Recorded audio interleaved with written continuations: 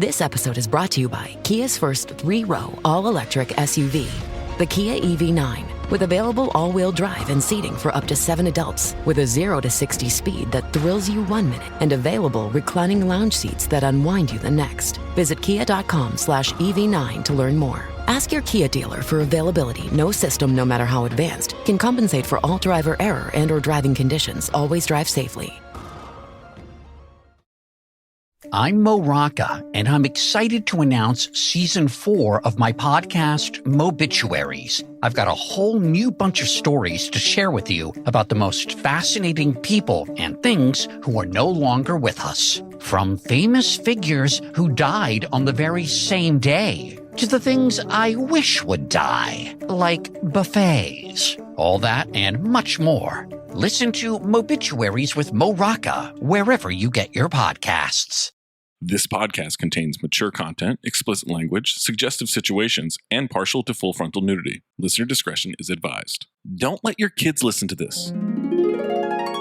Grease, cook, yes. Speed. Speed. Speed. I wish we had watched the movie Speed. Well, something's in play, Zach. Something is in play. I was recording Metalarkers. Yeah. And as the episode wore on, I had to go, man. So finally I just said, hey, I got to jump. I got to go do Cinephobe. And literally, like, in the middle of it, because we do video, ran out the room. To go take a shit? Yeah. Wow. Breathless. A breathless shit is what I took. Wait, you didn't have any air in your lungs as you took a shit. It was that dire. Yes, I was panting. Was it one of those ones where afterwards you feel literal relief? Oh, yeah. Almost like you imagine maybe that's what it's like to give birth. To the respect of women, to people respecting women. Okay. You can tell that something is out of you. Zach, I'm going to tell you right now, because we post like the full video of every episode. I'm going to watch the last 10 minutes of it just to see myself squirm. And then the moment of realization that this can't wait anymore, I just have to go. And you just see me get up and run out. The only way I can describe it, remember when Derek Fisher hit that shot against the Spurs and then sprinted down the corridor, like avoiding people because he just didn't want to sit around and wait to see what the review was going to be? That's exactly how I did it. Well, congrats on getting that out. Thank you. And Woody was laughing. He's like, oh, from now on, whenever I have to go take a shit, I was like, I got to go do Cinephobe. The irony is I actually do have to do Cinephobe. I'm late for it now because I'm busy shitting my guts out. You ever feel a calling that you have to save this pod? Because I feel this all the time. Only after Mayes picks. Yeah. It's funny how that works, right? Oddly enough. And Mayes is just going to pretend like, I don't know what to tell you. You could have picked a Liam Neeson movie. I'm not picking another fucking Liam Neeson movie. And I told you guys which one I would have picked, and it would have been Clash of the Titans, and it would have been Release the Kraken 9 million times. Okay. And I can still do that. In fact, let's go right now. Release the Kraken. First of all, that's what I just did upstairs. Release the Kraken. Yeah. Second of all, Mayes, how much worse could that have been? I don't think that could have been worse. Oh, photo of the spreadsheet. I could not imagine spending 3 hours on something that I didn't like after 10 minutes. You don't like it. You are a weird individual to keep watching. What are you, nuts? You dedicated a week of your life to dislike something? Get a hobby, knit something, go for a walk.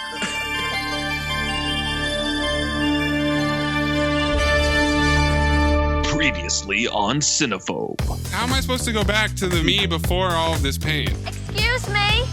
We're new in town and we've never had sex before. Would you give us a hand? I would have rather seen his cock. Away, Bobby! This episode in this movie exists. You bet your sweet ass I saw a lawnmower man. Oh, Teddy. I'll call some guys from my neck of the woods. We're not talking, Brooke, about a couple of queens who know a few grapples. We're talking about Polacks that don't have a goddamn future. You have a stupid heart and a stupid brain. Regular Einstein. You think I'm a coward? You're wrong. I'm not a coward. You're the coward. I'm not a coward. I love cocaine. I do it all the time. I'm sorry, you guys. I don't mean like homosexual. I mean like... I got nukes shooting out of my dick right now. I've got so many nukes. Dick Nukem. I mean, look at this buffet of ass. Mouth to dildo, dildo to ass to ass. Hi, Brant. Anal beads. I'm the goddamn talent, Mayes. Look, Gene, I've never told anyone this before, My head! but I can suck my own dick. And I do it a lot.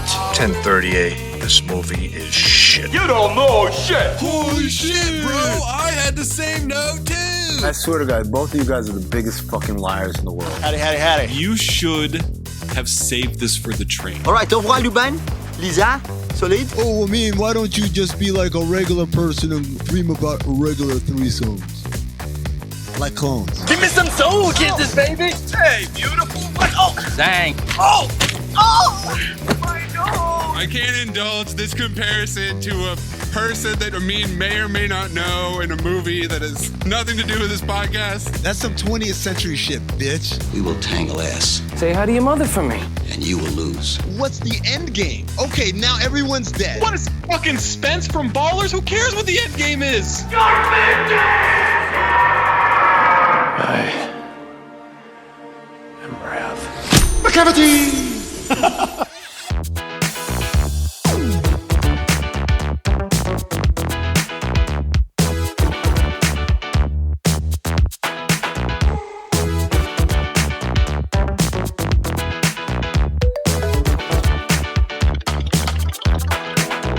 Welcome to Cinephobe, the podcast we break down the movies you're afraid to admit you love. I'm Zach Harper, that's Amin Hassan, that's Anthony Mayes, part of Levitard and Friends Network for Meadowlark Media, top of the Lark, where you need to leave a review.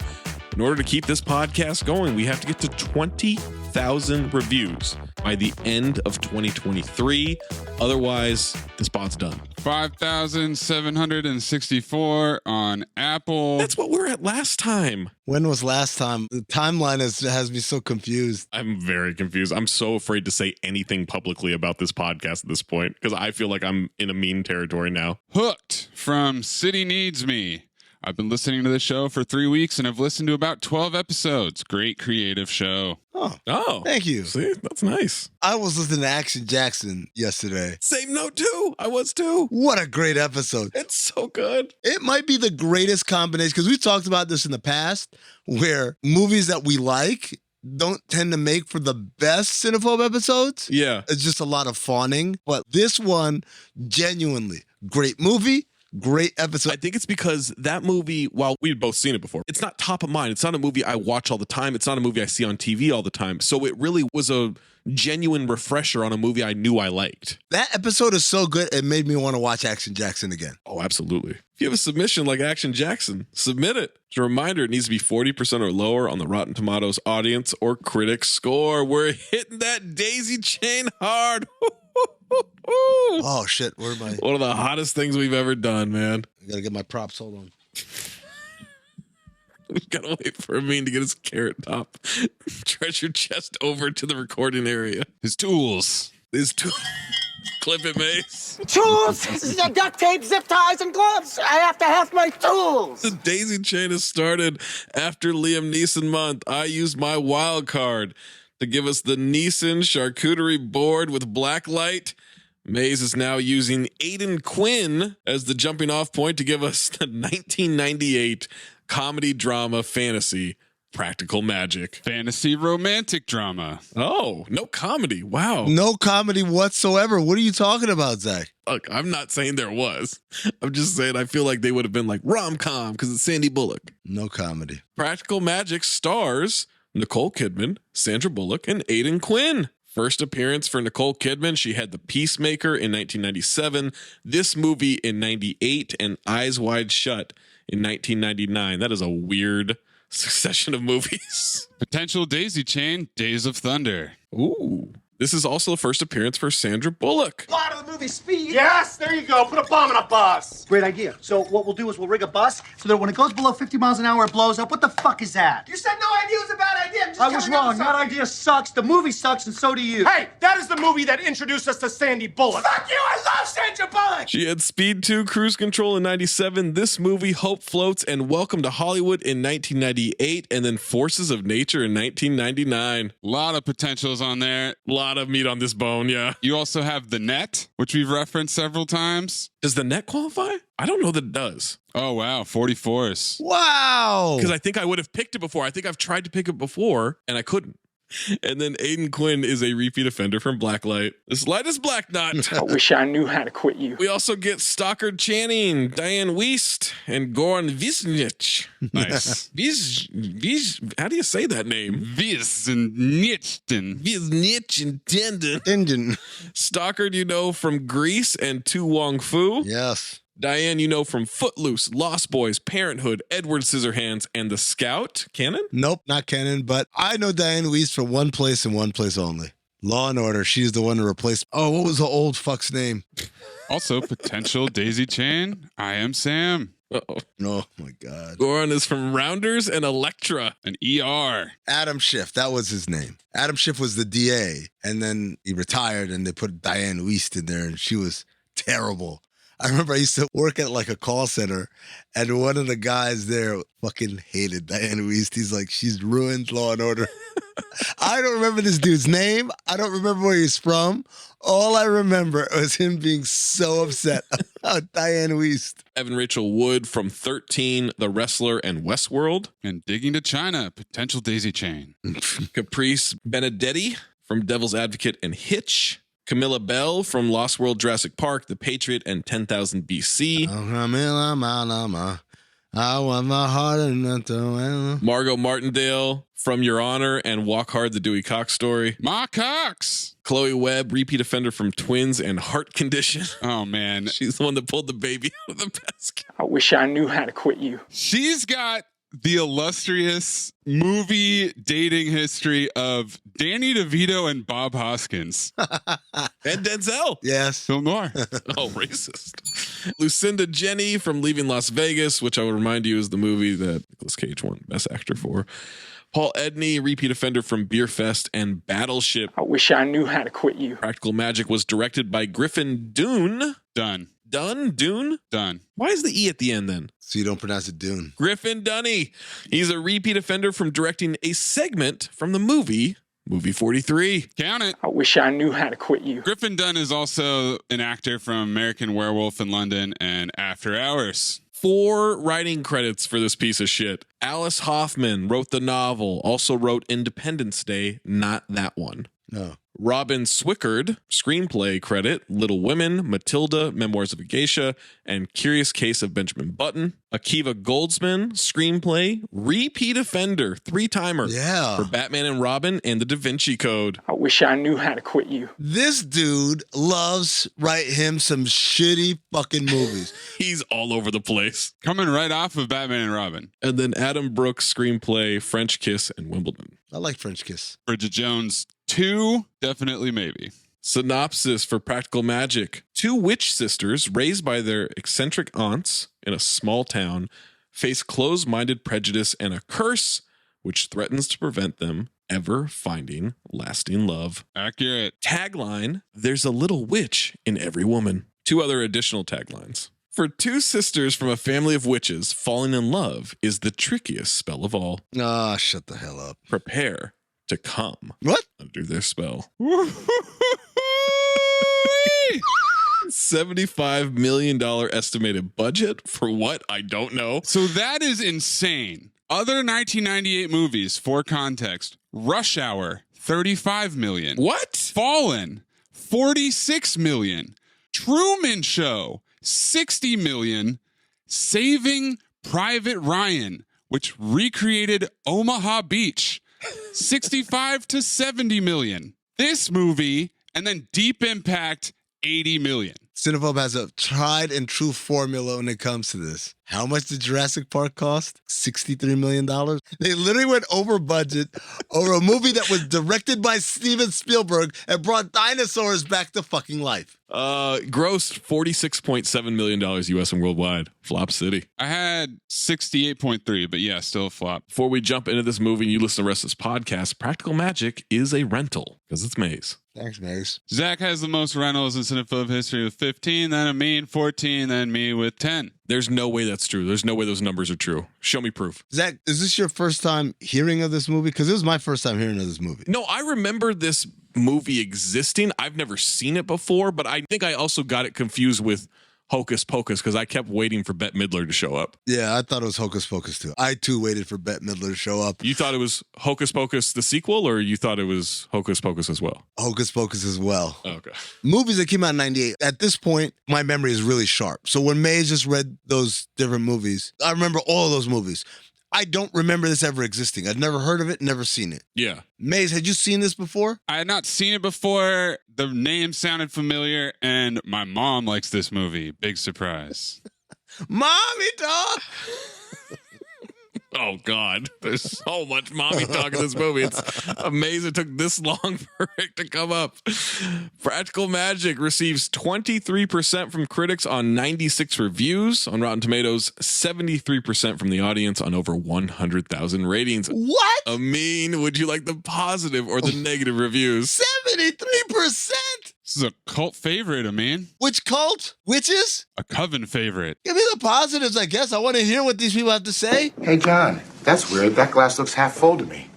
Wow. Now that you mention it, it is half full. CJ Shu of Review Film Review. Few films have such warmth and purity of heart, which are buoyed by its fabular storybook quality. Sam Bowie. Anthony Bowie. Bowie State. David Bowie. Baba Bowie. Zofia Wajaska of the Film Nerdette.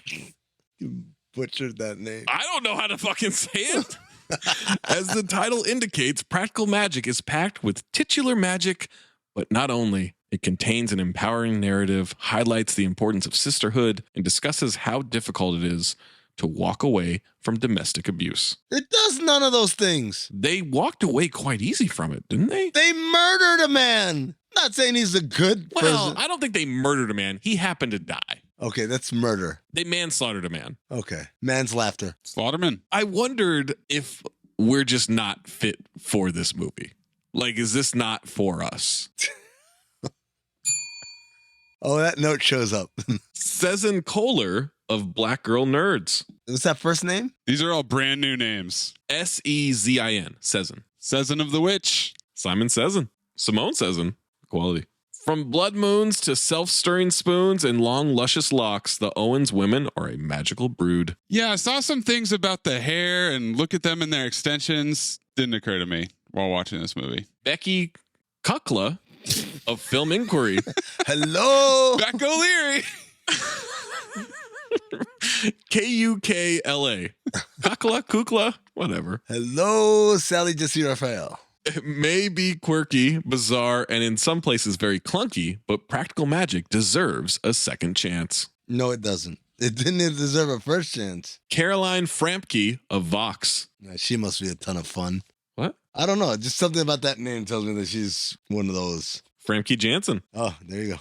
However many stories the movie tries to tackle from Alice Hoffman's original novel, the moments that have lived beyond Practical Magic's expected expiration date celebrate sisterhood with a fierce heart and love that blazes across cities. What'd I tell you? Fun, fun, fun. Lisa Allspector of Chicago Reader. No male reviewers, huh? No, there will be some. And the negatives? No. I'll say this, Amin, I did really search for some just to even it out. All right? On both sides. Though its startling shifts in tone sometimes seem unmotivated, this dark yet syrupy 1998 romance has an adolescent charm. Throw that syrup in the ocean. Bob Thomas of Associated Press. Bullock brings the needed tone of credibility to Practical Magic, while Kidman delivers excitement and unpredictability. It's not Reggie Bullock. Bullock. Sandra Bullock. I knew you were going to say something. Shut up. I did. I said it that way just to... You're so full of shit, man. I swear to God. No, this isn't a Xander situation. Alex. I don't know if it's Gene or Jeannie. Gene Offmuth? How do you spell it? Jeanne. Why are you so confused by names with two N's and an E? No. I've known people who say their name is Jeannie and spell it that way. Yeah, I think that's Jeannie. No. Jeannie's Jeanie. No one ever spells names differently. No, they don't. So that's a good call. If they do, you know what that means about them, right? Either that or it's French to be like Jean. Jean Offmuth of Palo Alto Weekly. Romantic, entertaining, and a trifle spooky. This one screams date movie. Trifle spooky? Ooh, it was a trifle spooky. John R. McEwen of Film Quips Online. Finally, some testosterone up in these. Thanks for listening to Bob Thomas's review for the Associated Press. Whoa, Jesus, misogyny. Supercharge that one. If you're interested in a fun romantic romp through the world of witchery, Griffin Dune's Practical Magic is a serviceable piece of fluff. Staff of Online. Cowards. Slick and mostly successful. Not slick at all. And not successful. Dwayne Dudek of Milwaukee Journal Sentinel. Dudek, deck, deck, the Dudek, deck. Practical Magic is delightful sweet meat for Halloween. Ugh. I don't want sweet meat on Halloween. Yes, you do. Speak for yourself. And then last one, blank user, 5 out of 5 stars. Any questions? Signed, David S. Pumpkins. What? Okay, I want this person to be a new Cinephobe character. David S. Pumpkins. Do you know who David S. Pumpkins is? No. It's Tom Hanks's character on SNL. How's it hanging? I'm David Pumpkins, and I'm gonna scare the hell out of you. Any question? Scared, speechless. Oh, no, I'm just trying to wrap my head around David Pumpkins. I mean, are we supposed to know who that is? Yeah, it was just a guy in a pumpkin suit with 2 b-boy skeletons. I don't get how that's scary. I'm David Pumpkins. I know, but like, who are you? I'm David Pumpkins, man. Okay, yeah, and David Pumpkins is his own thing. And the skeletons are part of it. Oh, that's right. Yeah, this was left 2 months ago. Never mind then. Negative reviews. Stop being a pessimist. This tank is not half full. It's half empty. PJ Navarro of Patrick Navarro. Navarro's Pizza. Juan Carlos Navarro. The film is so twee and polite that it almost passes by without any palpable register of emotion, tension, or surprise. I'm sorry, the movie's so what? Twee. Twee. What the fuck does twee mean? Twee Higgins. Twee is excessively or affectedly quaint, pretty, or sentimental. Twee Moant. It's John Moant's father. Why are you talking like that? John Moant's butter? Father. Hello, mudda. Hello, fada. Joe Barry of Radio Times. Does he care? It's actually a woman. Oh. J.O. How about that? Unfortunately, this is The Witches of Eastwick with its humor and sizzle removed. Witches of Eastwick. Vile. That movie's a banger. Oh, that's a good movie, yeah. Have you ever seen the porn adaptation, The Witches of Breastwick? No, I have not yet. Give me a couple hours and I'll get back to you. Zan Brooks of Independent on Sunday. Xander. Essentially a sibling soap opera with a dash of mumbo jumbo. Accurate. Jay Boyar of Orlando Sentinel. Practical magic, in other words, is anything but magical. The only spell it casts will put you right to sleep. Oh. Wow. Accurate. Save note too. Super accurate, Zach. Angie Arago of Empire Magazine. It toodles along being cute, but to further its notions of sisterhood and the power of women, it also takes a spin through Thelma and Louise territory, then revisits The Exorcist to up the supernatural content. It's enough to make your head spin. It is all over the place. Yes. And also Toodles? Toodles. Toodles and Twee. Okay. Keith Phipps of AV Club. Phipps Plaza in Atlanta. Is that where you watched Taken 3? It might have been. With Robbie Callan? I have to ask Robbie. He would know. It's flat, whimsy, VH1 ready musical montage sequences and less than magic realism will probably not be enough to hold the attention of all but the most undiscriminating fans of witches and Stockard Channing. That's a pretty accurate review. So much soundtrack exposition. I have to ask, is this movie made by a black person? 3 more quick ones. John Venable of supercala.com. Terry Venable. An absolute waste of time. Jim Chastain of the Norman Transcript. Brandy Chastain. Brandy and Monica. E&J Brandy. BJ. You can't afford it. I can afford it. Hocus Pocus without focus. Wow. And then last one, Eric Childress of efilmcritic.com. Josh Childress. What was the point of this film? Same note too, bro. We'll get a means first note after these commercial messages. Whoa, you want to try that one again? No, I'm good. I don't care. Listener, what's up? Zach Harper coming to you live from Just Making My Picks on Prize Picks, the largest daily fantasy sports platform in North America. For my money, and your money. The easiest and most exciting way to play DFS. Again, that's daily fantasy sports. It's just you against the numbers instead of battling thousands of players, including like pros and sharks, those people that really try to game the system and screw you over. You just pick more or less on 2 to 6 player stat projections and watch the winnings roll in. Basketball's here, right? So check this out. This is the cool thing that I love from Prize Picks. You can now pick combo projections across football and basketball from the Specials League, a league created specifically for combo projections that includes 2 or more players from different sports and leagues. So if you want to do like more Patrick Mahomes yards and less James Harden points, you can do that. You can do that combination. You can do any combination that they have on there. You just go to the Specials League. You want to play alongside people. Maybe you don't want to go it alone. Maybe you want to play alongside people. You can go to, I don't know, Meek Mill, Andrew Schultz. You find them in the community plays under the promos tab of the app to view entries from some of the biggest names in the Prize Picks community each week. And best of all, Prize Picks even offers a reboot policy so your entries stay in play even if one of your players gets injured. For football and basketball games, if you have the player who exits the game in the first half and does not return the second, that player is rebooted. Prize Picks, the only daily fantasy sports platform with an injury insurance policy. So I'll tell you what you do. You go to prizepicks.com/ding and use the promo code DING, D-I-N-G, for a first deposit match up to $100. Let me say that again for you. You go to prizepicks.com/ding. You use the code DING, D-I-N-G, for a first deposit match up to $100 from our friends at Prize Picks. Prize Picks, daily fantasy sports made easy.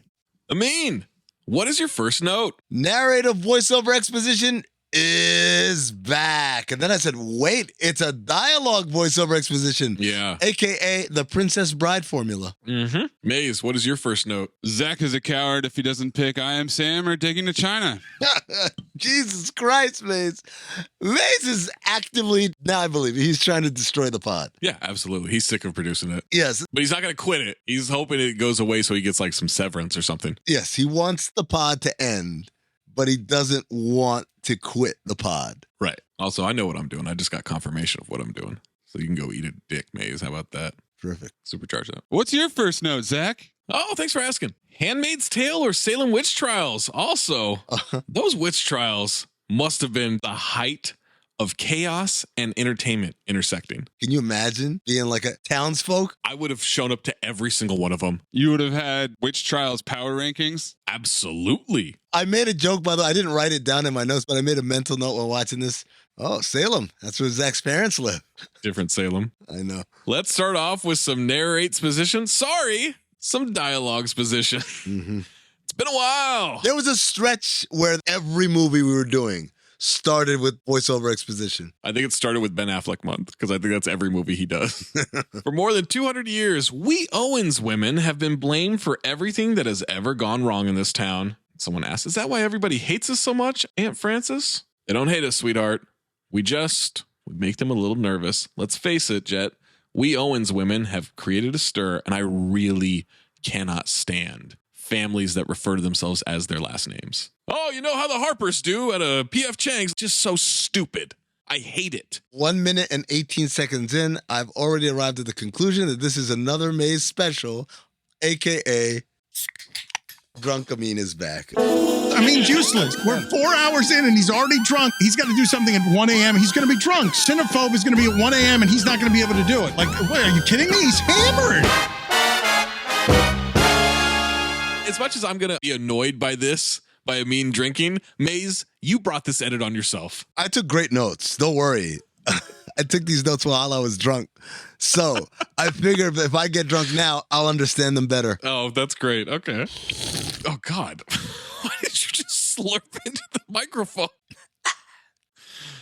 I thought Derek was with me. It all began with your ancestor Maria. She was a witch, first in our family. And you, my darlings, are the most recent in a long and distinguished line. Why would anyone name anybody Stockard?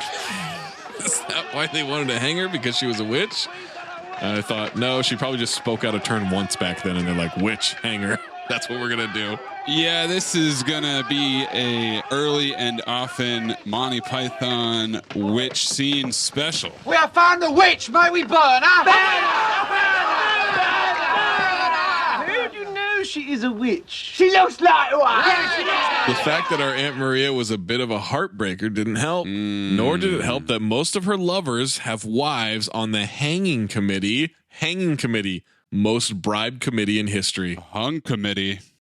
Move over FIFA. Move over IOC. Exco. Narrator doesn't think it was that. They feared her because she had a gift. A power that has been passed on to you children. She had the gift of magic. Magic. Cha. Maria jumps off the gallows. The rope breaks. She lands on the ground, looks up like she's a superhero, and now she's a gallow walker. And everybody just scatters. Yeah. These pilgrims are ass on. Yep. Every single one of them. And it was this very gift that saved her life. And this was a peek at the level of effects that we would be getting, because it's just a bunch of nonsensical extreme close-ups, and suddenly she's free. Her feet are so dirty. It's the 1600s. I know, but still. Ass on for the old lady says, oh, she's a witch. Maria was banished to this island with her unborn child growing inside her. She waited for her lover to rescue her, but he never came. Well, he came once. No one came.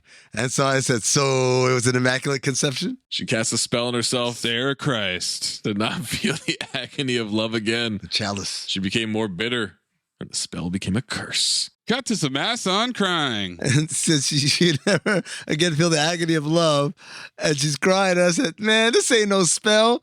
This is just a woman. And the Serbian misogynist is back, ladies and gentlemen. God, he never left. Oh, he makes a lot of appearances today. Oh, I bet because of Goran Viznik. He's in this movie. All right, cut to what I'm guessing is present day. It's not. Would have helped to have a little title card. There's a couple playing with their kids on the beach. So is that why Daddy died? The curse? What the fuck? A lot of mommy and daddy in this movie. Just mom and dad. That's all you got to say. Nope. I said it. But just mom and dad needs to be there. When you hear the sound of the Death Watch beetle, the man you love is doomed to die of exposition. Death Watch beetle, Michelle? Sasha? Malia?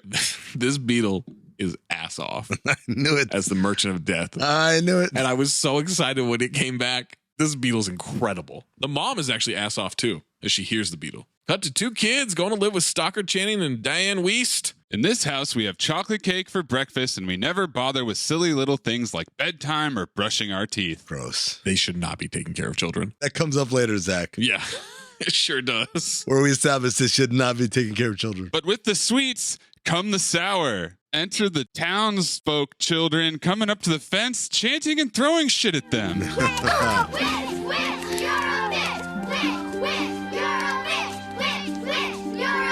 They throw rocks. Yeah. Rocks. You telling me Zach Harper that would go to the witch trials wouldn't be going up to the witch fence and throwing rocks at them? I'm showing up like Jerry Jones, just curious what's happening. He hit the fuck out of that kid, man, right in her dumb face. What an arm. Chooch. This kid gets hit, but then they keep throwing rocks. One's lying there.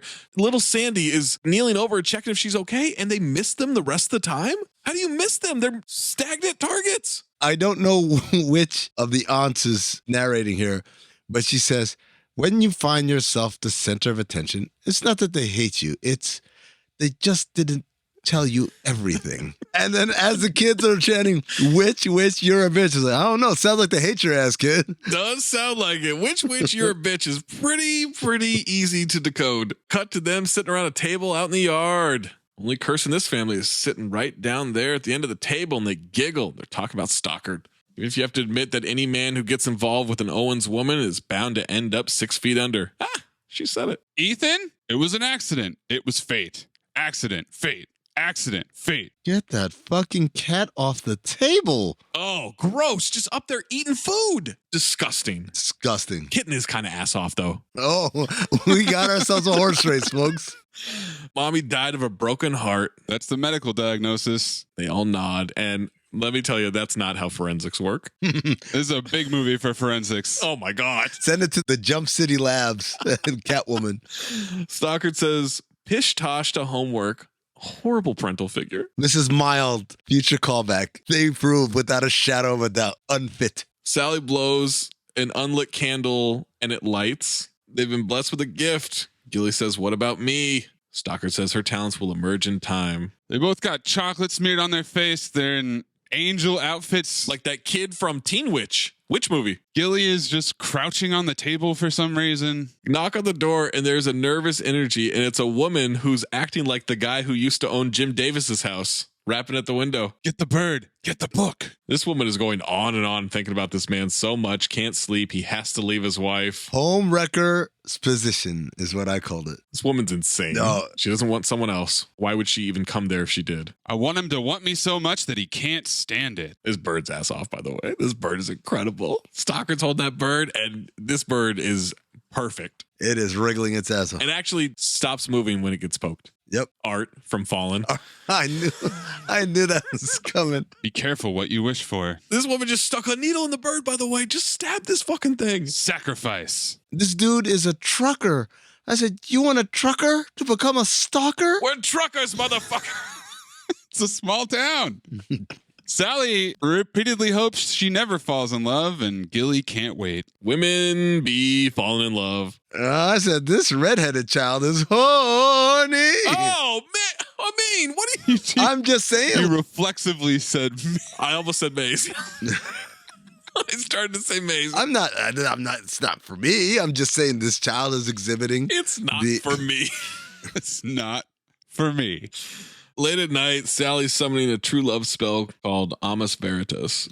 Kids are dumb. Hear my call a mile away, whistle my favorite song, can ride a pony backwards, flip pancakes in the air, be marvelously kind. His favorite shape will be a star. What kind of wish list is this? He paints pretty picture. And he'll have one green eye, one blue. Gilly thought she never wanted to fall in love. That's the point. The guy I dreamed up doesn't exist. And if he doesn't exist, I'll never die of a broken heart. That's some flawless logic right there. Practical, you might say. Question. Do you guys know how to flip pancakes or anything in a pan? Yeah. For real? Yeah, it's not that hard. Dude, I can't do it. Every time, if it gets off the pan, it just comes right back down. Oh, really? You got to pop that wrist, man. Yeah, when I do that, it flies everywhere. Well, you pop it up. I do, but it just goes above my head. I'll teach you on the train trip. Okay. Yeah, we'll make pancakes on a hot plate. Why not, Maze? Why not? We got the big room. I was being serious. Why are you guys doubting me? I was being earnest. This motherfucker draws a picture. A pretty picture. A pretty picture of what that room would look like. You guys can get the bunk. Like, I'm going to sit up on a bunk while we watch movies above you two. And then I said, okay, I'll take the bunk. And you're like, no. I'm not sitting below you. I don't trust that. What do you think is going to happen? Balls on my head. Come flying everywhere. I don't know, man. I don't know. Why would the balls be on my head? Oh, I'm upside down. Release the Kraken. Now it's present day. Sandy's wearing glasses, standing by the porch. Kidman throws a big bag to a guy waiting outside and says to Sally she has no idea. She's moving this guy. Hates it here. Says, wow, very lazily. Nicole Kidman. Dangerously low cheekage here. Oh, boy. I'm not ready to say zero, but man, depleted. Well, please keep us updated. I don't... Oh, I mean, Sandy's turn. Coming soon. Jesus wants to go where no one has heard of them. Sandy's worried she'll never see her again, and Kidman says they're going to grow old together. Two old biddies in this big house with cats. Bet we even die on the same day. Is that a threat? You swear? Needs her pocket knife. She cuts her hand. She cuts Sandy's hand. Our blood. Please clip in Liam Neeson saying he's contracted the HIV virus. What seems to be the problem? I've contracted AIDS. She tells the bingo downstairs, hey, throw me up a knife. I said, yeah, you stupid witch. What are you doing? Why are you throwing knives? And then I said, Sandra Bullock leads the league in putting on glasses and pretending to be a nerd. Yeah, absolutely. She does that a lot. Kidman piggybacks out of there. Diane, Stockard, and Sandy are all walking through town by the post office. Men are actively avoiding them. They got a letter from Jillian for an update in life. 20 CB. She's in Orlando. Roto-Rooter man is history. Roto-Rooter, 20 CB. Roto-Rooter still exists. No, but you heard about it all the time in the 80s and 90s. You don't hear about it anymore. Good point. Why are they dressed like this? They're witches. No, they're just... No, they're not witches. They're not witches? I'm saying that's not why they're dressed like that. Amin, which way would you like them to dress? I'm not a witch. I'm not a witch. But you are dressed as one. They dressed me up like this. And this isn't my nose. It's a false one. Well, we did do the nose. The nose? And the hat. But she's a witch. This is insane. She keeps going through all these guys. Hopefully one day she finds a guy who goes through her. Diane is trying to be friendly to passerbys, and moms are shielding their daughters from them. Stockard says, give it up, and she says never. See this couple there? He's having an affair with the babysitter, and she can eat a pound cake in under a minute. Those don't seem like comparable things. No, they are. They absolutely are. They're both consuming things quickly. Yes. Sandy wants a normal life. When are you going to understand that being normal is not necessarily a virtue? It rather denotes a lack of courage. Delivery guy walks by them. He and Sandy eye fuck each other into oblivion, and Diane notices. Produce man. It's Mark Feuerstein. A bell tolls. The two biddies notice Sandy getting up, and they ask where she's going. Sandy just runs to town in jorts? Yes. Hilariously cheesy guitar riff during this section. It's This Kiss. I don't want another heartbreak. I don't need another turn to cry. No, I don't want to learn the hard way. Baby, hello. Oh, no, goodbye. But you got me like a rocket, shooting straight across the sky. It's the way you love me. It's a feeling like this. It's centrifugal motion. It's perpetual bliss. It's that pivotal moment. It's impossible. This kiss, unstoppable. This kiss. White people soundtrack exposition. She jumps in his arms. They start kissing, and we get some letters position. They haven't even talked to each other. They just start kissing. We get a swirling 360-degree shot. Suck it, Michael Bay. Dear Jillian, today is our 3rd anniversary, and all I have to show for it are 2 beautiful little girls and a husband I just can't stop kissing. We transition to the future, and they're still making out. Does Zach like this kind of time jump? No title card, but voiceover exposition lets us know. They let us know, and I appreciate that. Although, 3rd anniversary, I don't know if that's from when they got married or this moment when they first kissed. So it's better, but it's not what I need. It could be 4 years later. It could be 5. I don't know. Sandy doesn't mind the beard, but I mind the beard. It's fake, and it looks terrible. I don't even mind the beard. 20 CB when beards were a bad thing. Remember that? Oh, yeah, man. Not anymore. You got niggas flying to Turkey now for beard transplants. Woo. Yeah, I watched someone on TikTok when I got a beard transplant. Can you believe that shit? Whether it's east going west or west going east, they go to Istanbul to get a beard transplant. Just hit me with the DM, $10 off liquid collagen. That doesn't work for beards. Yeah, it's hair growth, you dummy. What are you talking about? My hair's fuller than it has ever been. So does that mean your pubes are just fucking going out of control now? I don't know, because I either use Harry's or Manscaped or whatever our sponsor is. Wish you could see us. No more stones being thrown. No taunts cried out. Everything is just blissfully normal. Letter montage. They're dancing in the living room. Life is perfect. They're dancing like bingos. I wrote family conga line bingo dancing. Same note too. We get a Jillian letter. She's lying by the sun, hanging by the pool. There are dudes all around her. She's at the pool party from Dude, Where's My Car? There's a man made of leather smoking. There's a guy in jorts. There's a guy in a bathing suit with a tongue piercing who looks like Cricket. There's a guy in full-on jeans by a pool. No shirt. I said Nicole Kidman equals Mayes. Please clip the thing for Chappelle's show. The craziest thing I ever did. Okay. One time I had a 3-way with these 2 guys in college, and my sorority sisters were like cheering me on. Yeah. That'd be it. What about you, sir? Craziest thing I ever did sexually? They'd probably be having sex with old gangbang here without a rub. It's fucking done, man. She doesn't care about any of it as some guy in dark sunglasses keeps staring her down. She only has 2 words to say. Jimmy Angelov. Close-up of Goran smoking. She walks through the house. He comes up from behind, blindfolds her. Once again, no words exchanged with these witches. They just get right to it. Soundtrack exposition is killing it right now. It's a very weird song. Along with voiceover exposition. Neck and neck race so far. You know what we hear, though? Sandy hears the death beetle ticking. This thing's ass off, man. This thing is so good. Hiding in between the boards. Repeat offender Michelle Beadle.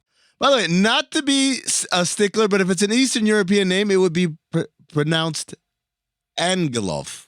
Okay. So you're not being a stickler. No, not to be a stickler. A black dog is following nameless husband to work. She's ripping up the floorboards frantically, trying to find it. She's panicking. Like Gene Hackman at the end of the conversation. We see a cycling team come through town. Someone yells for him to look out, and these asshole cyclists just keep flying through. They yell at him like it's the antelopes in The Lion King.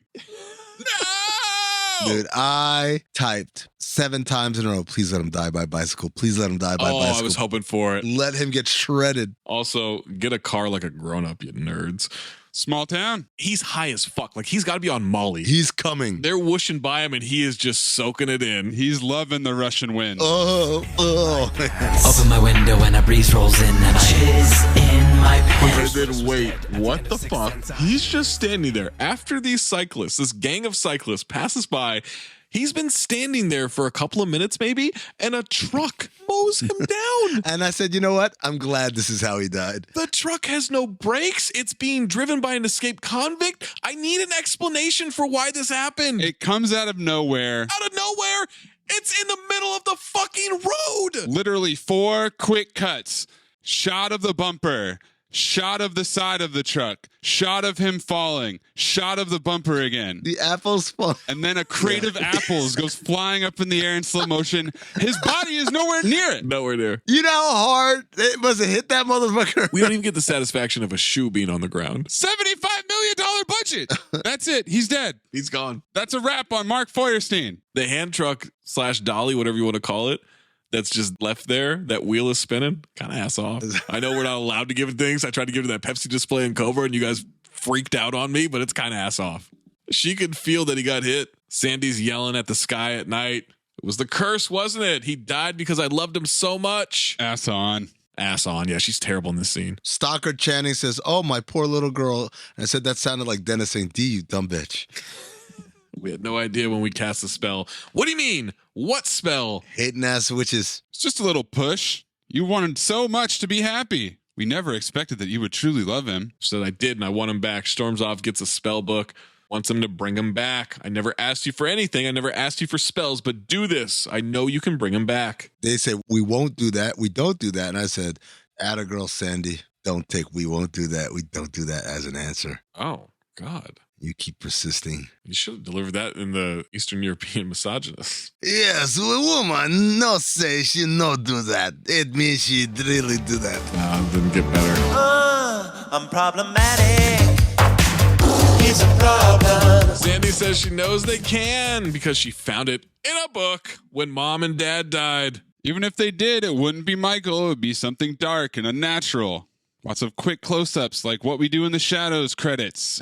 Some growling, but not like cool DMX growling. And he doesn't care as long as he comes back. Don't say no. What? No. You're dead, and out of this world. She's begging over and over. They're just standing there. She's dropping her kids off at the Biddy's house. Totally fooled me. Thought it was the beginning again. I thought it was flashback, yeah. But it's Sally. And then she tells her aunts that her children will never do magic ever. No chocolate for breakfast. Homework will be done after dinner. Teeth and hair brushed before bed. She's a good 30 feet away, saying this at normal volume. There are witches. Sandy waking up in bed, hiding under the covers. Kid says it's time to go to school. Same time as yesterday. Out of bed, sleepyhead. Kid, she's clearly depressed. Worried about Antonia McDice. Puts on her mouse ears, drives around town all liquored up, naked. And that got Sandy to laugh. Sandy pulls her into bed for a cuddle, explains she's just tired. She's still in bed later, looking at the scar on her hand, and they can talk through this scar that clearly, by the way, has not healed in years. Sure. Jilly and Jimmy are still together. She says she's going to the bathroom, and she pulls out something to drug his liquor. Rufalin? He grabs her and says, let's go together. Yeah. I'm just kidding, eh? I'm joking. Same note too. I said, Jimmy's I'm just kidding, eh? Sounds like the Eastern European misogynist version of I'm joking. I'm joking. After the Rufalin, the soundtrack exposition is awful. I could drink a case of you. Still I'd be on my feet. I would still be on driving across the country. Weird day to night, night to day. All right. This couldn't have been $75 million. This had to be a lot of it because it's a CGI time lapse in fake Monument Valley, which I think is a repeat offender. Clouds are moving fast. It's clearly happening at super speed, but then she folds up the sun visor in regular time. Yeah. Someone is running their finger on Sandy's nose and it's Jilly. Film Blanc. Sandy starts crying, saying she was really, really happy. They were going to open a botanical shop together. You really loved my mint oatmeal shaving cream. Couldn't stop eating it. Sandy would have been a hit on TikTok. Mint oatmeal shaving cream. Some kind of like catching up montage, each explaining their guys to each other. Angelov is Bulgarian. Bulgarian? There you go. He has a Dracula Cowboy thing, and I would watch the fuck out of a Dracula is a Cowboy movie. Same note too. Can you imagine how fun that would be? Future Cinephobe Dracula Cowboy. It's not too far from Abraham Lincoln Vampire Hunter. It's not, but I'm in. It's just putting two things together, yeah. But also the same time period, right? Cowboys? Yeah. She admits to drugging her boyfriend to get some sleep. He's stronger than her and can survive the curse. LaDonna. He's just so intense equals Angelov is laying down the pipe. A little bit later, it talks about worshiping each other equals confirmed pipe layage. Worshipping each other like bats. And at this point, I'm not sure if he's actually a vampire or not because I don't know how much of a fantasy this movie is. So you're drugging your boyfriend for some shut-eye? Angelov is horny. I'm guessing he's horny. He's coked out of his mind at all times. How horny you have to be in order for the woman to drug you? Yes. Here's some Benadryl. Why don't you take a nap? Just so she can rest her poor assaulted coochie. Oh. Not assaulted like that way. Like it's been beat up. I'm sorry, you guys. I don't mean like homosexual. I mean like. When she says he's stronger than her and can survive the curse, I thought, read the room, bitch. Ooh, yeah. What are you doing? Forgot about that. Not like your dead husband. Weak ass bitch. This Bulgarian amphetamine addict. With a cock like fucking... What's the shit? Got a cock like the boot of Italy, just ramming it in. All right, Jilly asks if she forgives their mother. She's trying to motivate her to get her life together. They've been in bed a while at this point. Cut to kids playing the worst game of baseball in the street not that long after Sandy's husband got smoked by a truck there. Soundtrack exposition? So she falls asleep. Gilly's gone in the morning. She drove all the way back to Arizona. I looked at the summary for this scene and it said the following.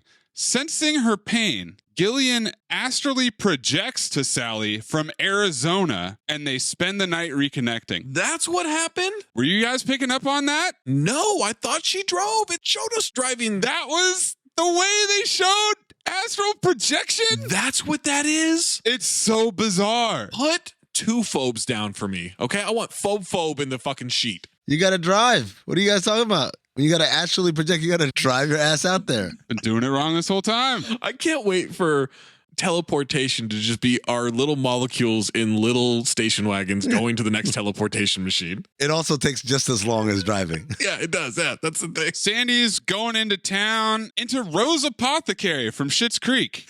A lot of similarities. Small town, the finest creams and lotions. Her kids show up and some kids walk up and tease them. How's your wicked mommy doing? Witch, you're a bitch. Sandy says, you'd think after 300 years they'd come up with a better line. And I said, same note too, Golden Dumpster nominee. I laughed. I don't know. Witch, you're a bitch is pretty good. I'm just saying, just mix it up a little bit. It's got a nice flow to it, you know? Also, does that mean that they were kids 300 years ago? Oh, yeah, that's a good question. No, it's been passed down from generation to generation. Just threaten these kids with a spell already, and they'll fucking stop. No, you don't cast.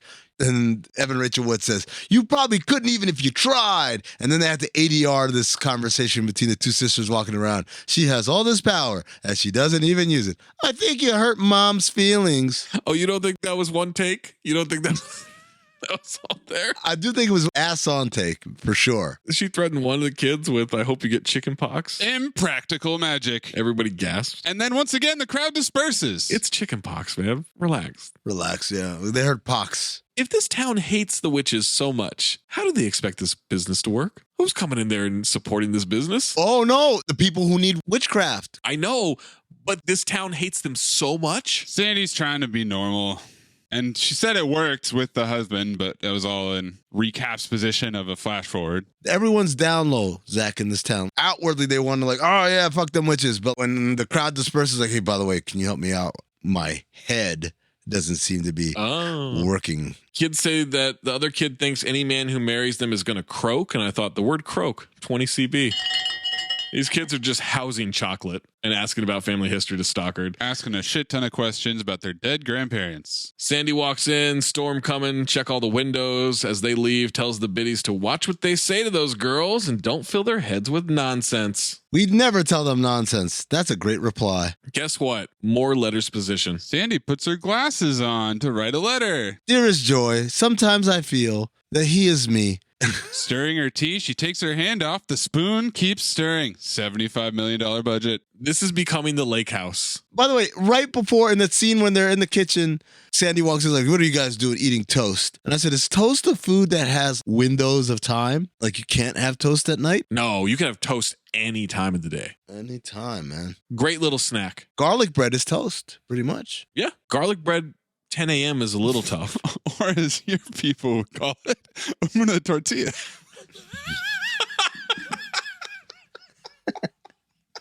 I needed a flat bread of some sort, man. You fucking idiot. All right. Where the fuck are we? I'll tell you where we are. The part where my notes say, from my notes from here on are drunk in all caps. She writes Jilly a letter about a hole inside of her, emptiness that burns. You could hear the ocean listen to her heart. Because it's empty. What was that noise? She says at some point in her letter, I want to be seen. And I said, is this the first recorded reference of I want to be seen? Yeah, but not I feel seen. It took a while for that. Oh, well. Moon has a circle around it. Signs of trouble not far behind. Still dreams of love or some shit. I don't know. She seals the letter with wax. 20 CB. 20 CB is running away with this for me. Oh. That spoon is still going. And I write, it's not a surprise. You're cursed. Jilly calls. Needs her to come get her. She's flying out right away. First flight out of Logan. How did she know it was Jill? There was no caller ID or nothing. She just ran up and... Witch sister scar shit. Okay. Practical magic. Caller ID. What makes you think she's a witch? Well, she turned me into a newt. A newt. I got better. Burn already! By the way, if you have to fly out, it's going to be too late. Just going to throw that out there. Yeah, for sure. Biddies will take the kids to the solstice event. We'll take them to the solstice celebration with us. No. Why can't you two just stay here? No, we can't back out at the last minute. We're on the committee. Yes. We're presenting. Yes. Fine, but I do not want them dancing naked under the full moon. No, of course not, dear. The nudity is entirely optional, as you will remember. The taxi skids to a stop at the motel. It's dramatic. I thought, well, that's odd, man. That's bad driving. I don't give a fuck how much of a hurry you're on, Aaron. You flew from Boston to Phoenix. No, I don't think they're in Phoenix. There's a Statue of Liberty in the motel parking lot window. And then Gilly talks about how they've been driving for 2 straight weeks, zigzags back and forth. I think they're in New York. No. Wouldn't it be a yellow cab if they were in New York? Yeah, no, they're not in New York. No, they're in Arizona because they take his car. Oh, that's right. Yeah, with the Arizona plates. They could be literally anywhere in the United States. Look, guys, I know this might come as a shock. It's not a very well done movie, so. Sandy walks into Jilly's room. She's hiding in a corner. What is this movie about? Is this the motel from Reindeer Games? They gave her the key to someone else's room? Yeah, that's wild. Maybe she left a key. I don't know. I don't know. The room service here sucks. She's explaining how her boyfriend punched her over a donut miscommunication. He punched her. He wanted a jelly donut with cream. Donut month. The kid laughed. She laughed. And he got mad that she laughed at the kid's joke or whatever. Because jelly isn't cream. And then she said, look for the tiger's eye, right? And I said, tiger's eye. Tiger's eye. Abusive men ain't nothing to fuck with. Abusive men ain't nothing to fuck with. Abusive men ain't... What? They're not. Don't fuck with abusive men. I think that's a pretty universal fucking note, right? I think that's victim shaming by saying don't fuck with them. No, like don't deal with them. Like just stay away from abusive men. That's not how that works. Supercharge this entire conversation. What? How, like, if I say stay away from fucking sharks? You're victim blaming here. I'm not blaming the victim. I'm saying, yeah, we don't fuck with guys like that. I'm shaming them. I'm shaming abusive men. How about this? How about we go beat the shit out of the abusive men? Why don't you say that? I mean, I'm not going to do that. I'll do it. They're abusive. Let's do it. They'll kick my ass. Form a posse. That's what they do. That's why you don't fuck with them. Maze, what do we do with this little exchange that we just had right now? Blood in the moon. I needed my tiger's eye for good luck. She goes into Jimmy's car. It's on the rearview mirror, and he's waiting for her in the back seat. He's just at the back seat. This dude is whipped. Sandy walks up and he says, "You'll drive." What's happening? Does he have a gun or a knife, or is it just a magic marker? What is he doing to threaten her? He's drunk. Swigging tequila. Offers some to Sandy. Diablo de Flores. Asks if she's read books by Louis L'Amour. Foreigner who loves all things cowboy. Just like me, Jimmy boy. She and Jilly are communicating through the rearview mirror by just using their eyes. Yeah. Practical magic. The drugs are in her bag to sedate him. Ass off or angle off for this monologue. Ass angle off. I didn't listen to any of it. The rustlers were really bad guys. They would try to steal cattle, but before they could sell them, they would try to take away the brand of the owner with an acid or by scrubbing. Unfortunately, they could never get rid of it, so they would get caught and be hanged. Grabs Gilly's leg and says, "You can't hide the brand." He's heating up this skull ring he has with a lighter. That also had to be very hot on his skin. The belladonna is in the bag. And I said, belladonna? Man, I remember her work. Legend. He's going to brand her, and Sandy starts swerving the car all over the place and yells that Louis L'Amour is not a foreigner. He's from North Dakota, you asshole. You're freaking me out, you Dracula freak. He's yelling to watch the road, takes the bottle with her ass off, have a swig. Drops the belladonna into it. Woo! You know, girls, I'm feeling very into sisters right now. The way he says yeehaw, that's a Dracula Cowboy all the way, baby. Yeah, for sure. Angelov is horny. Cut to him pissing in like a rock quarry or something, singing "You're Always on My Mind" like a bingo. Dangling the keys. Jilly says he should have passed out by now. Can either of you hotwire a car? No, but I bet I could figure it out. I've seen enough movies that I could figure it out. Maze? It's probably like a YouTube tutorial at something at this point. I've never tried. I don't know. Amin? There's a gang in Milwaukee of like 14-year-olds. They call them the Kia Boys. And all they do is steal Kias because apparently they're really easy to hotwire. Ah. You can use your iPhone to hotwire them or some shit like that. I watched this whole thing on YouTube about them. It's fucking wild. They'll steal these cars and then drive like 90 miles an hour down a residential neighborhood, crash it, and just laugh and then do it again. Thanks again to our sponsor, Kia. He stops singing and walks over. Jilly's freaking out. She's trying to reason with him, and he just starts choking her. Yeah. Sandy jumps on him. He passes out, but wait, he's dead? He goes limp. Dramatic music. Damn, I killed him. How much did you give him? Sandy says, "I don't know. I wasn't using a measuring cup." I thought that was funny. Comedy. Banter? Sure, why not? Jilly's trying to give him mouth to mouth, starts praying, says she'll be good, have babies, go to the PTA. I have babies. I had normal. And now I'll never have normal again. Yeah, because you have a fucking felony murder on you. Sandy says they have to go to the police. It was self-defense. What, the old slowly poison him to death self-defense? Come on, Sally. Sandy says to stop smoking so much, and Jilly says probably going to get life. Should smoke 2 at once, shorten the sentence. Sandy's worried about losing her kids. Jilly's wondering about using a spell to bring them back. It wouldn't. Dark and unnatural. Jimmy's already dark and unnatural. Dark and unnatural, a.k.a. he comes back as a nigger. Whoa. Black History Month. He is drunk. No, that was my note. But you said your notes were drunk. Oh, that's true. Shit. Doesn't care what he comes back as long as he comes back with a pulse. That is not an option. That is not a choice. They don't have a choice. This is their choice. They dragged that body into the house. That took them a while. You owe me big time. They put him on the kitchen island. They grab a spell book, tools, elixirs. I have to have my tools. Watch his balls. You watch him. They burn sage. Follow instructions for fluttering their tongues. Have to put needles through his eyes. Lightning and thunder strike. I don't know about you guys, but... Oh, boy. My dick got hard during this procedure. From woman. Licking tongue. Blah, blah, blah, blah. Gilly tells the corpse that when she brings him back to life, they are definitely breaking up. It is over. Slaps his corpse. Sandy asks for something white to write on top of the star. This chant is racist. Black is night, white is light. Jilly grabs whipped cream in a can. 3 months before Varsity Blues whipped cream scene, we have a whipped cream pentagram. And then Sandy tastes the corner of it. Freak. He comes to, he opens his eyes, he grabs Jilly's throat and yells, I want you to be my wife. I want you to be my wife. My wife. And then she hits him on the head and says, shit, she killed him again. Brought him back to life to kill him again? Great fucking plan. Cut to them burying him in the yard, like stepbrother. I'm burying you. Right outside the house, by the way. It's very obvious they dug a grave. Yeah. It was a beautiful, perfect lawn, and now there's just a hole there. They're stomping down the dirt and grass. Lucky that Arizona PD doesn't do a great job of fucking...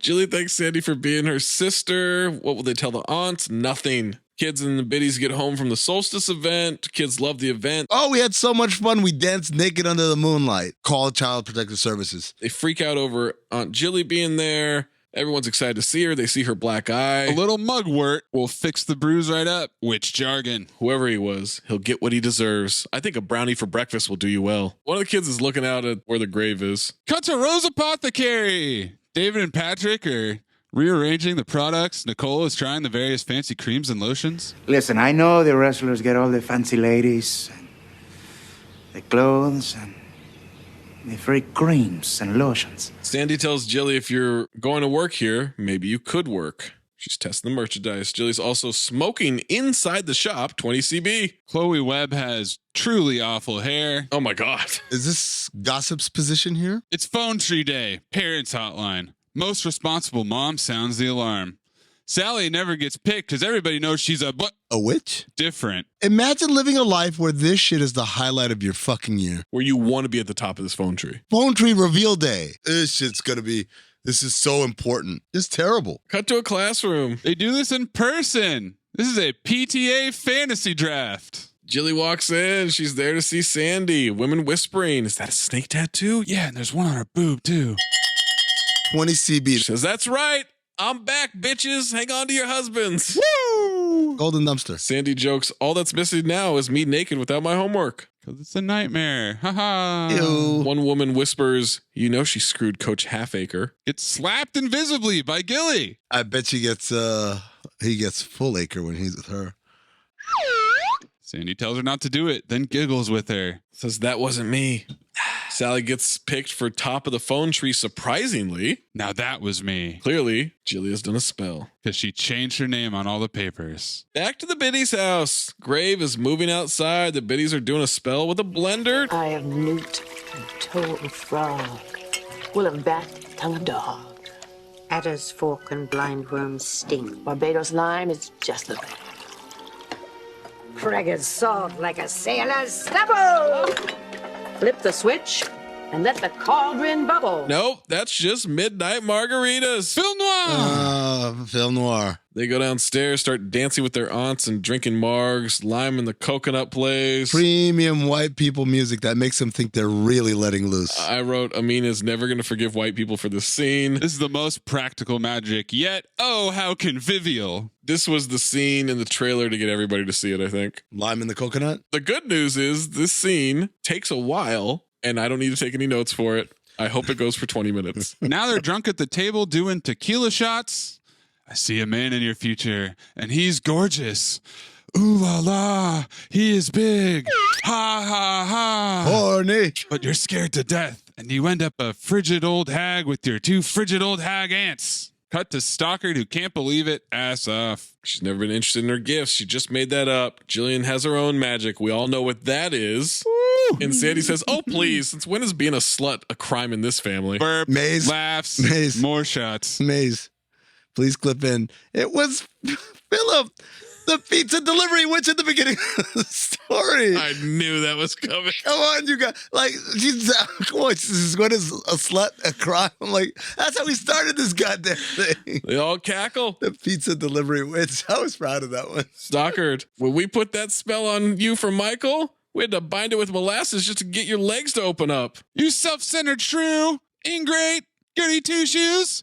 Witch! This is unbearable. All the magic they do in this movie seems to be extremely self-detrimental. Yes. When does the practical kick in? When they use the blender, when they stir the spoon, when they light the candle. Impractical. Impractical jokers.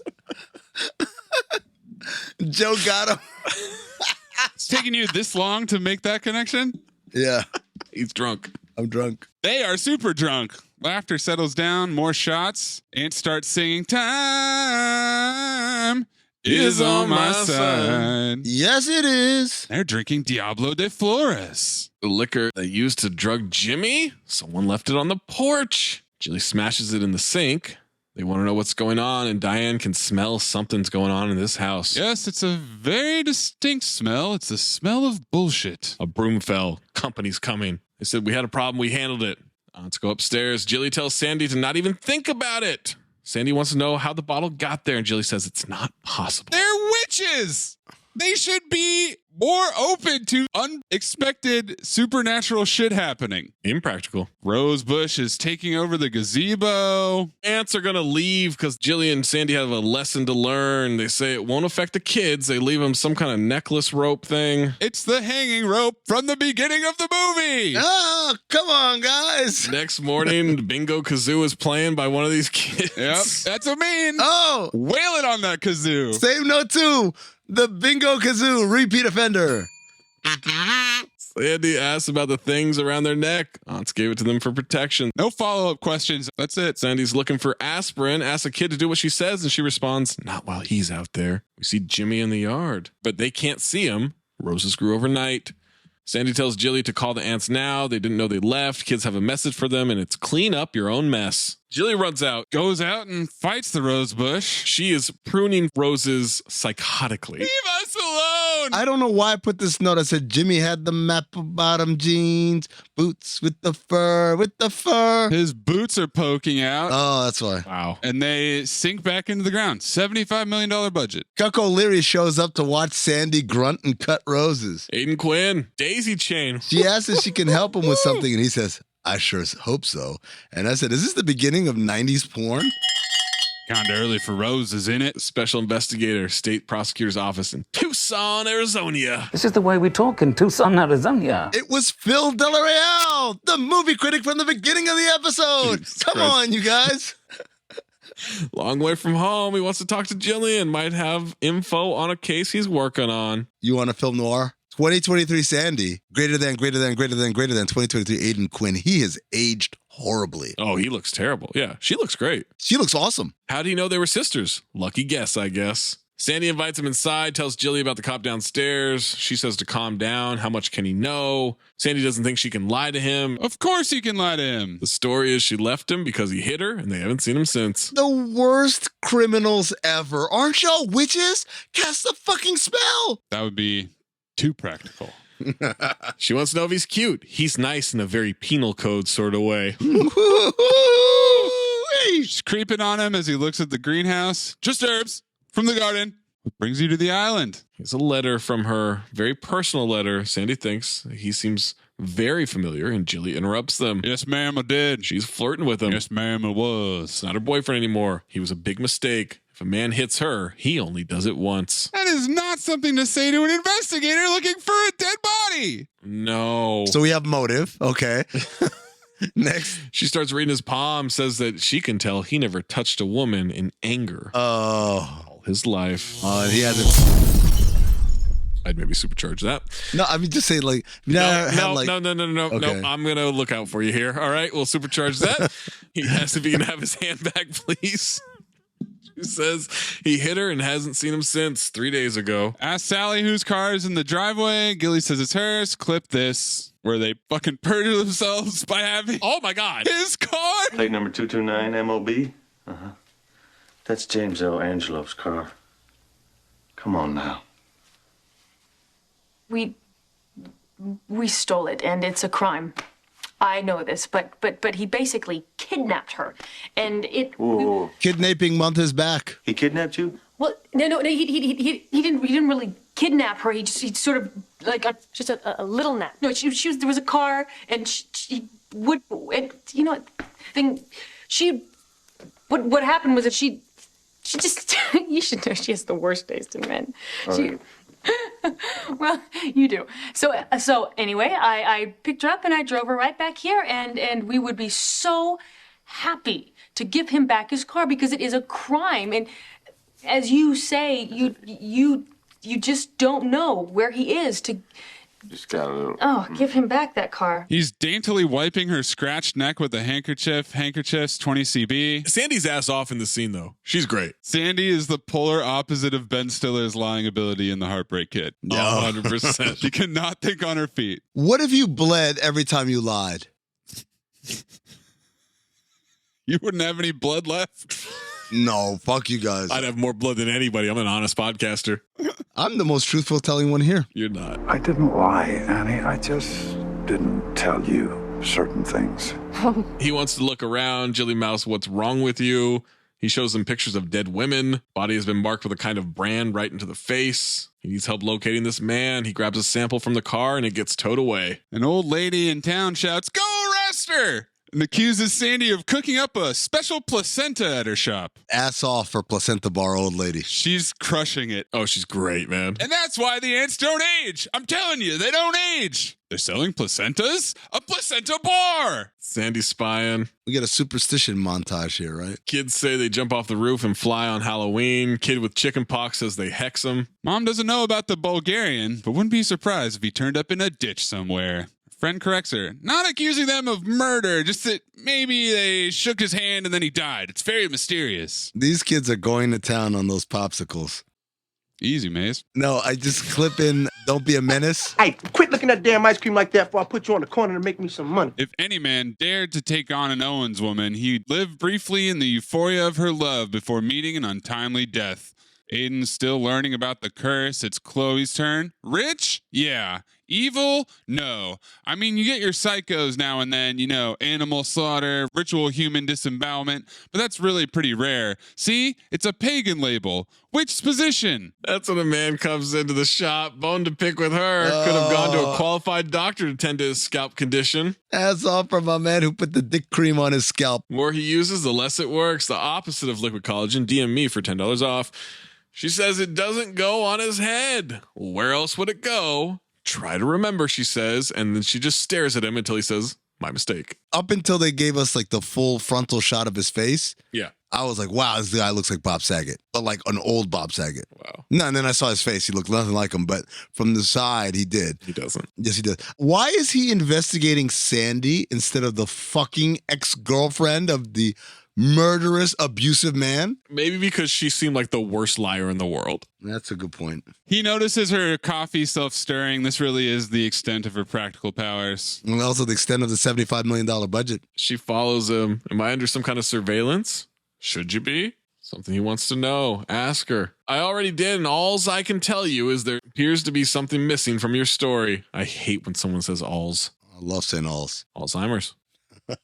Milwaukee won the coin toss. A goddamn puck. And won the first round pick. He'll come by tomorrow morning, 10 a.m. That's a date. No, it's not. You're an investigator and she's a suspect. Nighttime, Jilly's having a nightmare. She wakes up and whispers for Jimmy to go away. Next day, Kid is going over a banishing unwanted person spell with Jilly explaining the ingredients to her. She's good at this. Which jargon? Why can't they tell Sandy they're sending the policeman away? Because your mommy likes to pretend she doesn't do magic, and we have to banish this man for your mommy's own good. They find her old notebook about flipping pancakes in the air. Asks if it's about the dad. Gilly admits it's not. She's trying to invent a guy that doesn't exist to protect herself. Same note, too. Kids say, I can't wait to fall in love. Jilly asks if she ever spins like a bingo. That's what love is like. If you're not careful, you can lose your balance. Can't see what's happening to the people around you. Can't see that you're about to fall. Don't be sad. I won't let her fall down. Aiden shows up. They're having pancakes. Mm-hmm. They ask if they can see his gun. Mm-hmm. He has questions. This dumb kid comes screaming to Jilly that he's going to stay for breakfast. Sandy exposition. Belladonna. It's a sedative. People put it in their tea to relax, calm their nerves. Some people also use it as a poison. Which people? Ha ha ha. Which people? Witches. Wow. Witches. Tension? She says, I guess you found me out, huh? You should come around on Halloween. You'd really see something then. Oh, yeah? No, he definitely trying to fuck. Well, jump off the roof and fly. We kill our husbands too. Or is that outside your jurisdiction? Ooh. You have any idea how strange all this sounds to me? Cooking up placenta bars, into devil worship. There's no devil in the craft. What kind of craft do you do? Manufacture bath oils and soaps and hand lotions and shampoo. Creams and lotions. I said she definitely trying to fuck too. Hand soaps and lotion talk. Magic isn't just spells and potions. Your badge. She grabs it. It's just a star, just another symbol. A talisman. A specimen. Talisman. It can't stop criminals. It has power because you believe it does.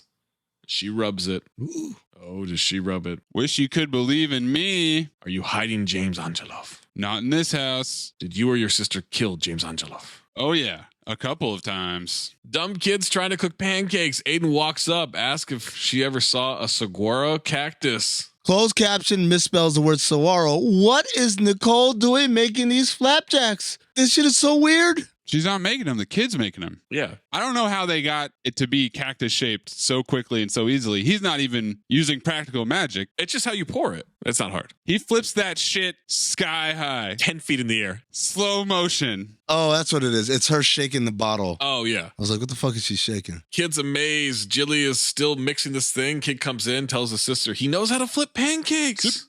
Sipping on some scissor. What is this movie about? Breakfast? Practical magic. Can you ride a pony backwards? Backwards, forwards, sideways, you name it. Reverse calc. Kid takes his badge, shows it to the sister. It's a star. Oh, it's his favorite shape. Sandy tucks a napkin into his shirt. Jilly joins them for breakfast, tries to give him her special syrup, but the kids stop it. They grab it, they run off, they throw it off a cliff. Yep, that's effective. There's a frog ribbiting on a stump. Ribbiting its ass off. Are you kidding me? It spits out Angelov's ring. Dude, this frog is leading ass off at this point. No. This frog's incredible. Michelle Beadle. Better than the beetle. The frog's a hero. He's trying to help the cops. She calls it a party trick. Aiden doesn't buy it. Hold on. Maze, you got the frog like, oh, dude, over here. Hey, man. Ribbit. You think the frog is a narc? Yo, I got your evidence right here, baby. The frog's an informant. An infrogment. Yes, what they think they're playing at. You better get yourselves a damn good lawyer. And don't even think about leaving town. What was in that syrup? I don't want a lawyer. I want some dick. He's a bad cop. He's terrible. Is he a cop? He works for the prosecutor's office. He's worse than Will Smith in Bad Boys 2. He's a worse cop. Oh, I thought you were going to say he's worse than Forrest Whitaker. Oh. No, he solved the case. He gave it up on everything. Bagels, baby. Well, I guess we're not going to solve. Well, this guy's CIA. Nothing I can do. They throw all those pancakes away, by the way. Yep. Immediately. Break a big bowl of fruit. That is just wasteful. Look at how much food I just ordered. I'm not even hungry. It's so wasteful. Missed it. Sandy's mad. All Jilly can think about is herself. Tired of cleaning up her mess. You're right. Always right. I'm just a mess. One big mess. At least I've lived my life. It scares the hell out of you. You spend all your energy trying to fit in, be normal. You're never going to fit in. We're different. And so are your girls. Says leave them out of it. Jilly wanted half her talent, all of her life. You're wasting yourself. She wants out of there. She's going to do the right thing. Jilly says no. Sandy storms out. Jilly is having stomach issues. Is she pregnant? Sandy runs from the house all the way to Aiden in town. Again. Slammed the door and shattered the glass like Robin Lopez. Yeah. Aiden talking about it being the Twilight Zone. She ran to snitch, by the way. Mm-hmm. She fucking sprinted her ass to go out there and snitch. She got her steps in. What would it take for you to sprint to snitch? I mean, what would it take for me to sprint? What a weird question. That's such a crazy hypothetical. I don't know. You're so drunk. I have no clue. It was Jimmy's ring. It was Jimmy the pizza delivery boy from the beginning of the story. Come on. I knew you knew that, but I needed to tell you. He says he was serious back there. Get yourself a lawyer before you talk to me. He's a bad cop. I don't want a lawyer. I want some dick. I jumped the gun earlier with that line. There it is. And then she asked him, how many times did you read my letter? And he said, as many times as I enjoyed a proper wank. They go to his hotel room. He sets up a recorder for testimony, March 8th, 1998. Penal code time. Where's James Angelov? I think he's in the spirit world. You think he's dead? No, I think he's haunting us. Bitch, that means you killed him. Excuse me, witch. Witch, that means you killed him. Wow. Jesus. Asked if they killed Jimmy. Gillian didn't, but you did? Did you? What if I told you I did? What would you do? What if I told you Jimmy Angelov's murder? What would you send me to jail all my life because the world was short a man like James Angelov? Yes! She is incriminating herself. He's recording this. She's propositioning him for cock. It's not for you or me to decide how he should be punished. He has to be held accountable. Well, he has been punished. He has? Hasn't he? And he clicks the recorder off. There it is. Tells her to lawyer up. And then I said, you've been horny from Jump Street, my boy. He's just not a good cop. He knows she's in trouble. Trust him by telling him what she knows. He'll do everything he can to keep her from harm's way. Then he kisses her. Yeah. What is this movie about? If you were a cop, would you be able to stop yourself from smashing suspects? Yes. Maze? Not if I was under a practical spell. I mean? Of course I would, because I have a healthy relationship with sex. Oh, boy, here we go again. I promise you that you don't. She says she can't. He's sorry. They kiss again. Dumps her on the bed. We get this dramatic sweater taken off her shoulder, which is supposed to be erotic, I suppose. It wasn't. After an entire movie of his eyes being blue, now one of them is kind of green. Yeah, what the fuck? $75 million budget. Sandy hears voices and runs to the house. Maybe he's born with it. Maybe it's heterochromia. Kids are crying and rush to her. She runs to the top where Jilly is going through it. Dramatic music, spiral staircase shot. She's possessed. Demon? Yes.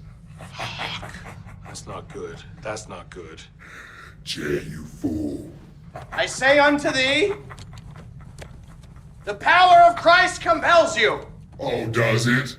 Does it compel me? The power of Christ compels you. Does it, Jay? The power of Christ compels Is you. the power of Christ compelling me? Is that what's happening? The power of Christ compels you. Guess what?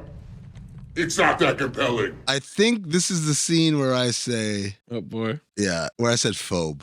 This scene right here. Oh, it took this long. Wow. I gave it a chance. This was it. Aiden shows up. I guess he saw her running and decided to follow her. Yeah. James Angelov's spirit emerges from her body. He might be ass off when he sees the spirit. Officer Hallett, just looking at you makes me homesick. He tisks at Sandy. He's in black and white with sparkly eyes, $75 million budget. Cat got your tongue. He reaches inside Aiden's body and grabs his heart.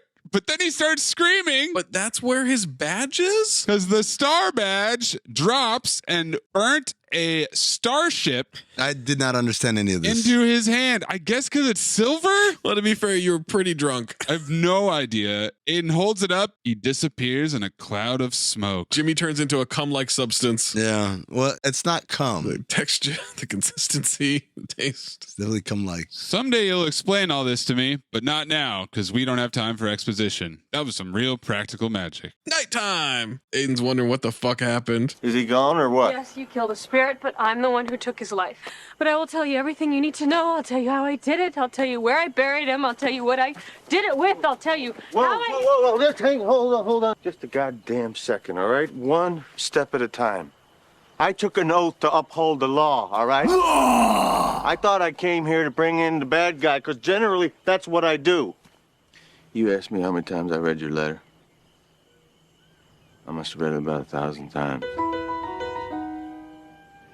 I know now that it was your letter more than anything else that brought me here. It was you. And I'm all mixed up about that. 1,000? You fucking hornball? You went from Arizona to Boston for some... I should stop talking right now. Mm-hmm. The reason you're here and you don't know why is because I sent for you. Explains the spell she made as a kid so she would never fall in love. Qualities in a man that I knew couldn't possibly exist. Including the eye color? We get a flashback to a random kid sitting backwards on a horse as petals fall. Oh. But you do. It's just like the Ninja Turtle. Yeah, fucking right. Qualities that couldn't exist. It should have said witch should have said 6 eyes and 4 horns. They didn't have the budget for that. It's funny because I've written witch all throughout it. Yeah, but the misogyny's been with you longer than these notes. Oh. You're saying what I'm feeling is just one of your spells? If he stayed, would it be the spell? Or would it be because she doesn't want to go to prison? Yeah, well, all relationships have problems. He is horny. Yes. He doesn't know. He'll do what he does. She does what she does, and they'll see where they end up. Is that how police work? Curses only have power when you believe in them, and I don't. Is he mansplaining magic to a witch? It sure is. There are ways of telling whether she is a witch. What? They tell us.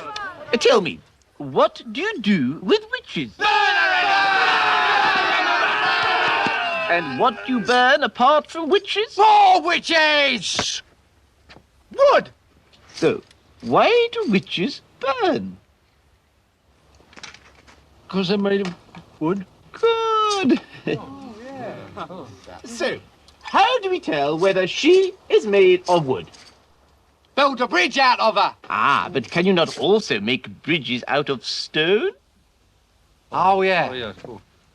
Does a wood sink in water? No, No, it floats. It floats. Throw her into the pond. What also floats in water? Bread. Apples. Very small rocks. Cider. A great gravy. Cherries. Mud. Churches. Lead. A duck. Exactly. So, logically, If she weighs the same as a duck, she's made of wood. and therefore, A witch! A witch! You know what? I wish for you too. Sandy cries, makes a pouty face. Because the writing's so bad. She's crying with her ass on. Yeah, not a great cry. Very Michael Bean levels of stuff. When he's in that fucking hotel. Sandy goes back in the house, hugs Gilly, who licks her face and says, "Yeehaw! I'm feeling very into sisters right now." Hey, yo! It's Jimmy again. With that lick, what would you do if a sibling licked you? I'm punching immediately. I'd punch the shit out of him. Sandy turns away, then turns back and backhands the shit out of Gilly. Yeah, she knocks the shit out of him. Crashes into a bookcase. Punch a lot faster than that. She takes her time to figure that out. She's got to fake her out with the turn away and then come back with the backhand. Hey, the ants get home. Oh dear. It seems we've not arrived in the nick of time. All right. This is a great segue right here. I watched this on my flight, right? And I'm drunk, right? And I was listening to the Levitard show and they're talking about how first class is a bunch of assholes. Yeah. And I was like, I took offense. I was like, I'm sitting in first class. I'm not an asshole, right? Well. And then this is my note. I stand corrected on first class assholes. After I watched this dude watch his seatmate get up and go to the bathroom, and he literally took off his glasses and shook his head and blew out in an incredulous fashion, like, whew. I was like, dog, you can't be this horny. And the funny thing was, when we first boarded, he was making a lot of chit-chat, small talk with this woman. And that seatmate was Amin, the delivery boy. The beginning of the story. Come on, you guys. I'm going to run this shit into the ground. We know. It's so perfect. It's been 5 times on this episode. It's so perfect. It's fit maybe twice. This is Go Fish all over again. No, it fit. What was the end of that Go Fish line, mate? Which is? Which History Month? They tied her up. He's squatting inside her like a toad.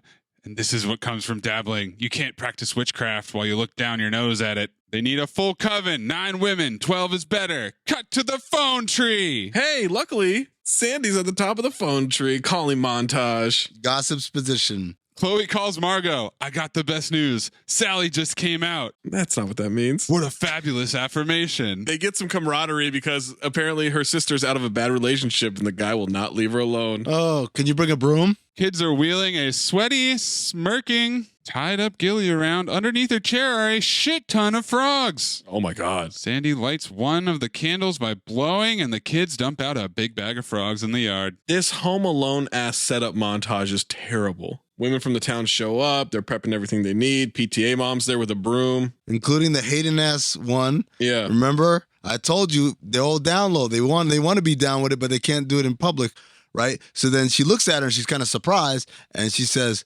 "There's a little witch in all of us." And I said, "You're goddamn right there is." Oh. Someone shows up with a dustbuster. Mary Gross. And if you're interested in dust, we have a quaint little piece from the 1980s. It's called a dustbuster. There's a big pot of shit on the stove. They grab a broom. They form a circle with the brooms around Jilly. It's very serious now. We get spells being said. Jilly's writhing on the floor. Pictures falling off the wall. I've been strung out by a guy before, but this is ridiculous. And I said, she also got the pipe. Sandy says to stop it. Jimmy says, fight this, you bitch. He runs into an invisible fence, gets thrown back in slow motion. Yeah. Now Sandy's crawling around on the floor. It goes very quiet. Candles are flickering. Gilly moans, "Please just let him take me." So much tension. Everyone's grabbing the broom's cock base to head. What? You know, in that general direction. The chanting. And this chanting's got me grabbing my cock base to head. Why? 2 hands for safety, folks. What? I'm just reading the notes. I really don't know what the fuck I'm talking about. He just made up a term called cock base to head just so he could talk about touching his own dick. No, like they're holding the brooms like. No, it's a hyphenated, like cock base. Yeah. Cock base. Oh, okay. -2-head. Yes, thank you, Zach. It's all hyphenated? Yeah, the shaft to head is what he's saying. Yeah. Why is the base upside down? Don't die on me because we're supposed to die together. Remember? At the same time. You promised me. And this is not that day. At some point, they get really worried and like, "Oh, we're killing her." And I said, "That's right. We're murdering this pussy." What? I'm just reading my notes. Poppycock. I took great notes. Don't worry. Poppycock. They try to tempt him with tequila shots. "Hey, Jimmy, I got a worm with your name on it. You thirsty?" Do Bulgarians like tequila that way? I would have guessed vodka. Racist. Oh, but he's a cowboy. They had tequila in the West. You're also racist. No, they had tequila in the West. What are you talking about? Gilly lunges. They grab her arms. Sandy quickly and sloppily slashes both their palms. "My blood, your blood, our blood, Maria's blood, now!" Harder dap. This or Arnold and Carl Weathers in Predator? Oh, that's a good question. They push Sandy into the circle. They're hugging. Bright flash of light flashbacks to different moments mixed in with the coven clasping hands with this loud sound effect. We see Maria. Flash happens again. Guess there's been a continuity error. You see Maria. She gets washed out with light. Now we're back. The music is triumphant. Gilly is normal. All the women are laughing. We did it! I wonder if this would work on my ex-husband. Come on, ladies. Let's clean house. Because there's demon dust on the ceiling. Enter. I wrote, "Women be cleaning." And they actually use the brooms as brooms to sweep him out of the house. Sweep it, boys! They dump the cauldron on the grave. It sinks into the ground. Sinkhole. Every single time I turn on the news, sinkhole in South America, a bunch of South Americans getting sucked into the ground. Sinkhole de Mayo. Sinkhole de Mayo. That's why it's named that, because sinkholes happen in the summertime. Now Jilly has mail for Sandy from Arizona. Arizona. And it says cause of death was accidental. It sent the ring, which is evidence, by the way. Okay, cool. So he committed perjury. Why did you touch me? You killed innocent people. The means to an end. You started a massacre. I caused the revolution. You betrayed the law. That remains evidence. Zach, this would make him an accessory to murder. Yeah. He's doing time. Yeah. It's not just he's losing his job here. He's doing time. Absolutely. What would you do, Gilly? What wouldn't I do for the right guy? Jilly is horny. We kind of saw what she'd do for the wrong guy, so. Yeah. The Stevie Nicks song comes in. Do you always trust your first initial feeling? Special knowledge holds true, bears believing. I turned around and the water was closing all around like a glove, like the love that had finally found me. And I knew in the crystalline knowledge of you. She releases a leaf on the wind at sunset in front of a moon. Aiden's lying in bed or some shit. Reacts to I have no idea what. Next thing we know, he's walking up to the house. Sandy's walking out of the woods. Once again, went from Tucson, Arizona to fucking some island off the Salem coast. The ants are watching in their stupid hats. Gilly smiles. Aiden's smiling. Kids watching from the tree. They start making out. Can love travel back in time and heal a broken heart? What? Was it our joined hands that finally healed Maria's curse? I'd like to think so. Horrible green screen of them on the roof, dressed as witches for Halloween. There's some things, though, I know for certain. Always throw spilled salt over your left shoulder. Keep rosemary by your garden gate. Some shit I don't know. Plant lavender for luck and fall in love whenever you can. They float down to the ground. Everybody rushes them and likes them all of a sudden. This should have ended with Salem witch trials. They kiss, roll credits. We saw Gilly's aforementioned tit tattoo. I thought that was sacrosanct for a second. I didn't know what was happening. Who cares if you lose the game? You got this off your chest. I mean, it's just one night of bar trivia. Ooh. One night of bar trivia is sacrosanct to us. Is sacrosanct. HBO Max ordered a prequel series in 2019, but there's still no release date set. Oh, okay, here we go. So I watched a whole interview with Akiva Goldsman about this. And when asked about the Practical Magic sequel, he said, God bless them, talking about HBO Max, said, I have 2 daughters under the age of 10, and it's the only thing they can watch other than Nicole Kidman's scary scenes. And I said, what scary scenes? And then he said, the world has become more interested in the range of dark and light recently. How about Star Wars, motherfucker? It's not recent. He says the original cut had more of a 50-50 balance in storytelling between Sandy and Nicole. It was more of a ghost story haunting Nicole. Said it was really beautiful, it was weird, and he lost his copy of the original cut. So released the Goldsman cut, I guess? Yeah. According to Sandra Bullock in the commentary, in the scene where Gillian and Sally get drunk with their aunts and sling insults, the actresses actually got drunk. They were drinking some very bad tequila that Nicole Kidman brought. When young Jillian and Sally come to live with their aunts, Fran says, in this home, we have chocolate cake for breakfast. This is a reference to a routine from Bill Cosby himself, the stand-up. Uh-oh. Yeah. That is great. He gave us chocolate cake. I don't know if you can clip it, Maze. Don't. It's better to have me gleefully reciting it. The entire house was a specially built architectural shell that was torn down after filming. Here's some of that $75 million budget. It was built on rented land, and even the blossoms on the trees are fake, made of silk. Nathan Fielder would have sent that shit across the country. The character Jimmy Angelov was originally named Jimmy Hawkins and was a Texas redneck. The part was rewritten as Eastern European for Goran Vizicinic after director Griffin Dunn saw him in Welcome to Sarajevo and Madonna's Power of Goodbye video. It was set on an island in New England, but filmed in the San Juan Strait, Washington State, on the West Coast due to weather and financial reasons. The cast said they felt supernatural elements of the house starting to affect them. Both the cast and crew claimed they heard supernatural noises while filming the coven scene at the end of the film. Shut up. This was a house that they built. It's a set. I'm so done with this fucking movie. Kazoo it. An unexpected issue that director Griffin Dunn encountered was the number of takes the lead actresses needed to complete each scene. Sandra Bullock would generally finish in 2 or 3 takes. However, Nicole Kidman had just spent the previous 18 months working with Stanley Kubrick on Eyes Wide Shut and was now used to doing 70 or 80 takes for a single scene. Look at me, Louie! The real Death Watch beetle does indeed make a noise associated in folklore with impending death. But for cinematic purposes, this presents a problem. When the beetle can be heard, it cannot be seen because it will be concealed within its burrow in a piece of old timber. The sound is a rapid tapping rather than the sound effect used. I'd like you all to do an experiment on a plant, something that may benefit mankind. And if you devise something that's groundbreaking, I guarantee you a A in this course. Whoa, hold on, man. You firing me? You can't do that, Lionel.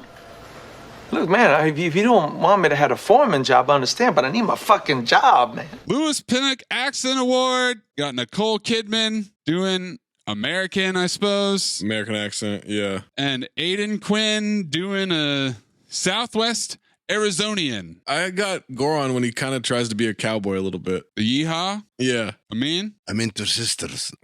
I don't know. I don't give a shit. Okay, great. All right, I'll go with Goran yeehaw.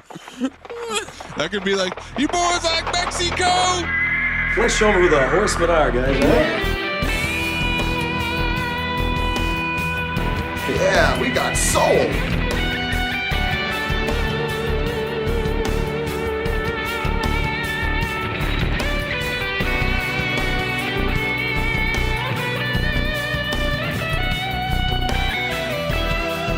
Five Horsemen. There's voiceover, witchy jargon, or mommy talk. I got 20 CB also in there pretty heavily. 20 CB. Soundtrack exposition. I gave it a voiceover exposition. Yeah, I'm fine with that. Breathe in through nose, out the mouth. Ass on, ass off. Teddy Rex, Moosey Teddy Rex. Teddy Rex, Moosey Teddy Rex. Ass on, fucking ass off. Ass on. Fucking ass off. Michael Biehn Memorial Ass On Award. Don't ever really like Nicole Kidman. I would say Aiden Quinn. I thought he was terrible in this movie. He's fucking awful. Guessing Amin doesn't give a fuck. I don't. I He really just don't. wants to give it to a woman. Everybody. I want to give it to everybody. The whole movie. No one. Look. This is how I'm going to prove my point. Sure, give it to Aiden Quinn. Ass on. Watch where I go with ass off. Watch. I mean, we know where you're going with ass off. Where am I going with ass off? The Death Beetle. I know that because I'm going with the frog. Michelle Beadle. Ass off. Lock it in. Carl Weathers Memorial Ass Off Award. I had Stockard Channing, but you guys are split between a beetle and a frog. So. Well, I love Maze is irritated. Yo, man, when the frog spits out that ring, oh my God. Oh, first of all, when the frog is sitting on that rock and looking at him like, hey, man, over here. over here. I saw everything, officer. Snitch ass frog. No, I love how Maze is irritated that, like, we're not taking this serious enough. Oh, you guys are giving ass off to animals? Yes. I'm not irritated. I'm just pointing out factually exactly what you're doing. You're choosing ass off between a frog and a beetle. There's a tone. It's a tone issue, Maze. There's a tone. Yeah. For sure. Tony. Tony. Same note, too. Same riff, too, bro. Maze, you picked a motherfucker phobe file. Oh, wow. Just straight. No, we got to do golden dumpster. What's the ass off? Are you guys split? I think it's the frog. You got to decide. I'll go with the frog. Oh, great. I'll go with the frog. He just wants to get this over. Yes. You're good at keeping secrets? Absolutely. Because I've got a present for you. Secret present outside by the dumpster. Is it a baseball mitt? It fits you like a baseball mitt, like a glove. I hope. Golden Dumpster nominees. The Produce Man getting annihilated by a truck. Goron wanting to go to the bathroom with Nicole. Reviving Jimmy only to immediately kill him again. The old lady accusing Sally of running a placenta bar. And when Sally backhands the shit out of her possessed sister. I got another nominee, which is my winner. Oh, God. The pizza delivery guy for the beginning of the movie. No, it's exactly that. At the beginning of the movie, where she says she casts a spell, cursing any man who fall in love with her, and it's just her like crying. It reminded me of there's something about Mary when Ben Stiller breaks up with Mary. Yeah, he's crying, and he walks out and he's just crying like a witch. And I said, "This is just woman, Serbian misogynist." That's my golden dumpster. I would also nominate, but I'm not going to go with it, Amin announcing that his notes are now drunk, as if we weren't going to figure that out on our own. No, because sometimes you get confused. Are my notes drunk or am I drunk?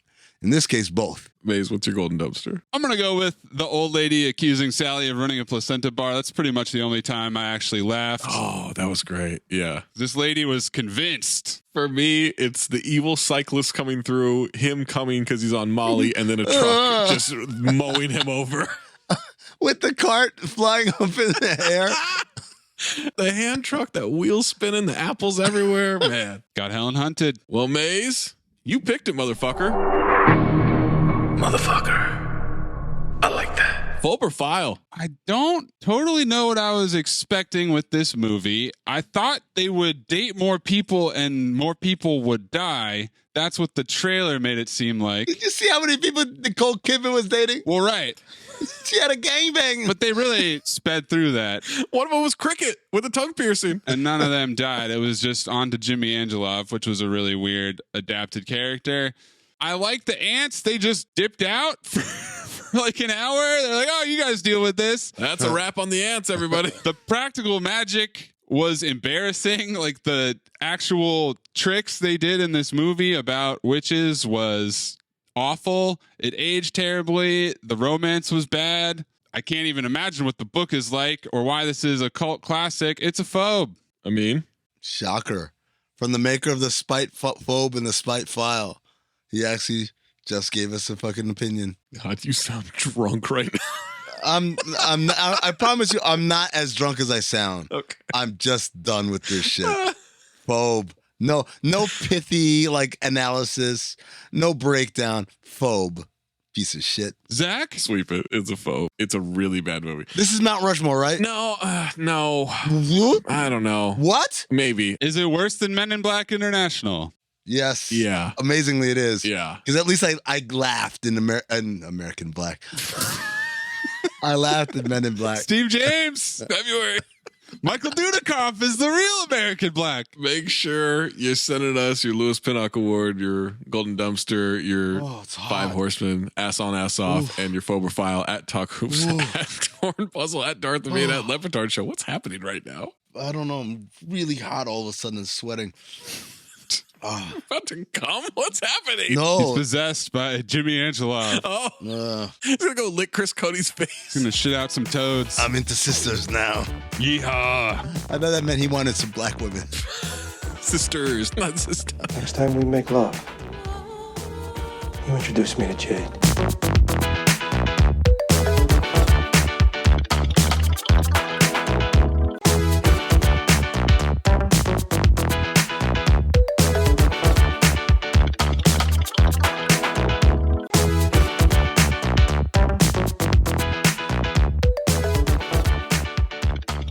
All right, Zach, the daisy chain has found its way back to you.